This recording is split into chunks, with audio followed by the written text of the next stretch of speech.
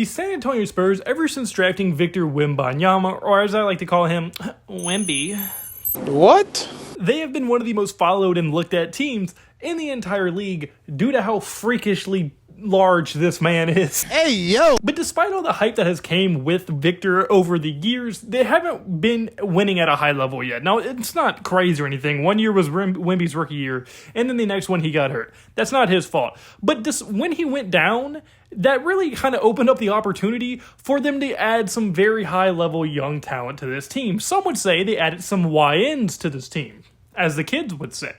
I wouldn't say that, because I'm a good guy. But some would say that. And those guys being that they were able to get Dylan Harper and Carter Bryant in this draft, both of which are great players. And then even in Wembanyama's rookie year, since they still weren't that good of a team, they were also able to draft Stephon Castle. So they were able to add 3 amazing young guys to surround Wembanyama and really build a core of future potential superstars all around him throughout this entire roster, making the ceiling of this team unbelievably high. And I'm not meaning like just how other people say like, oh, this team's potential super high. No, like the Spurs' potential is as high as a draft's nutsack, okay? Like it is unbelievably high, higher than Snoop Dogg most of the time, and it's mainly because of all the young talent throughout this roster. Now they have other things going towards it that also makes the ceiling super, super high, and I think all around they do have a very strong team as well, but like just to break down the young talent on this team. So to start it off, they have obviously Wembanyama. Now look, Wembanyama, potentially maybe the best player in the NBA in a few years. He's already probably the best defender in the league,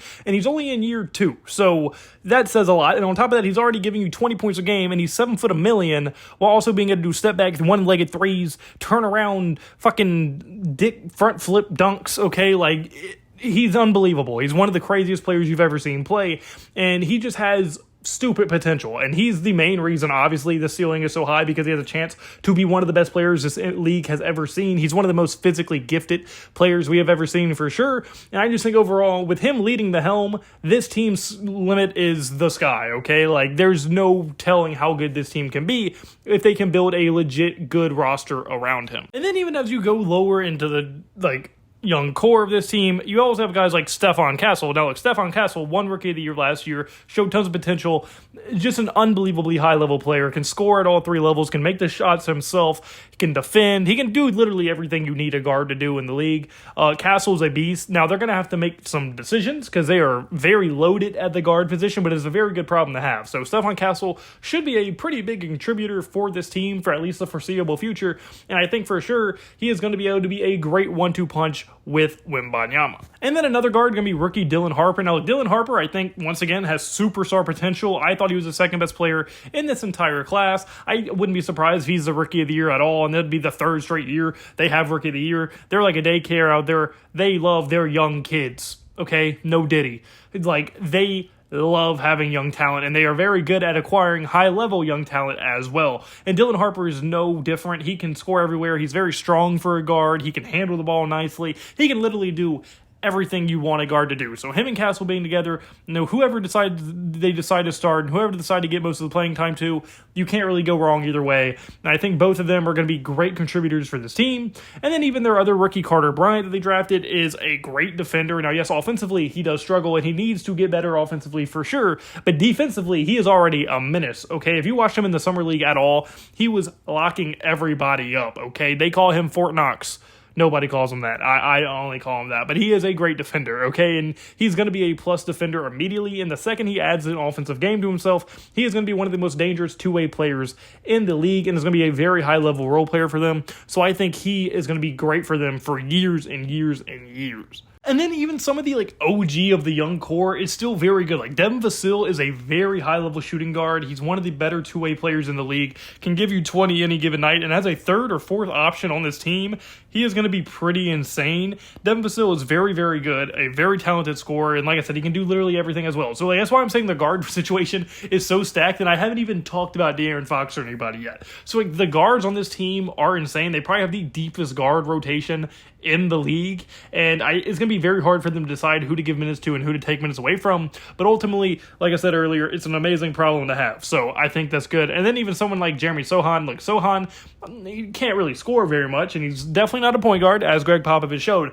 but he is a very high energy, solid role player who's going to do his job, be the enforcer, and it's just kind of the glue guy everybody wants to have on their team. So although he's probably not going to be a super big ceiling raiser, he does make them better with the skill set that he provides for this team, and he is on the same timeline as a lot of the other young talent, and that's why I have him on here. And then on top of all this young talent they also have the unks who make this team also better, as you have guys like De'Aaron Fox. Okay, Fox is still a star-level guard, very high-level player in his prime, one of the fastest players in the league, can score 25 any night, and should be an unbelievable duo with Wembanyama when he is healthy. So hopefully a whole year of them, a whole offseason, a whole training camp, a whole preseason, all of that, him and Wemby are going to be a very effective duo, and the pick and roll should be just disgusting together. So hopefully that is going to work out, and I think it can be as good as it can be. They just have to go out there and show it and both be on the court at the same time, but I do think they have a chance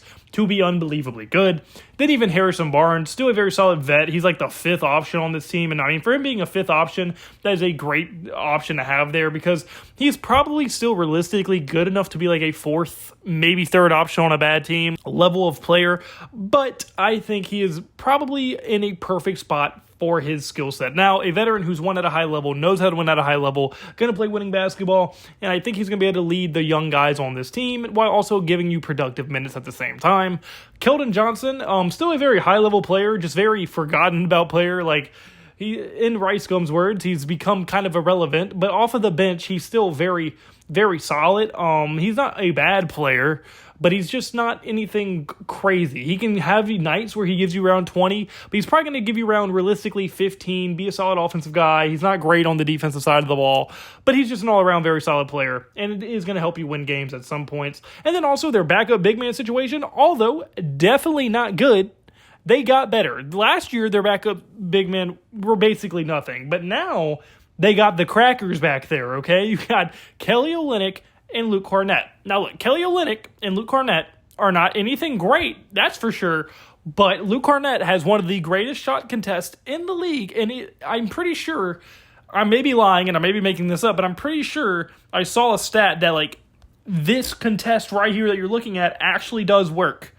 So he brings that to the table, and then Kelly Olynyk, he can shoot the three, and he has a funny hairstyle. So although it's still not great and probably not where they want it to be, this is still very much an improvement from last year. So there's that. So I think their veteran and their all-around roster is stronger than what it was last year. I think their young guys are going to continue to get better, and I think their rookie class from this season is going to have a gigantic impact as well on this team. So if Wembanyama can stay healthy, if De'Aaron Fox can stay healthy, and then I think that Castle and Harper can develop the way I think they can, I think this team has a very high ceiling, and they could be ready to be a playoff team as early as this year, maybe even a high-level playoff team, but the West is absolutely stacked, so who knows. But I do think that the Spurs roster has the ability to actually win some games at a very high level, assuming Wemby is healthy, and I think they are ready to be a playoff team, and maybe in a few years when their young guys really, really develop into very solid, good players, even some star-level players in there, I do think that this team is going to be an absolute problem in the future. But unfortunately, guys, that's going to be for this video. So comment below. Do you agree with me? Do you think the Spurs could be a super team in the future? How good do you think they're going to be? All your thoughts in the comment section below. Hit the like button, subscribe button, and episode road me. And I hope you have a blessed day because I had a blessed day. So you need to have a blessed day. All glory to God. See you in the next video. Goodbye. Boo.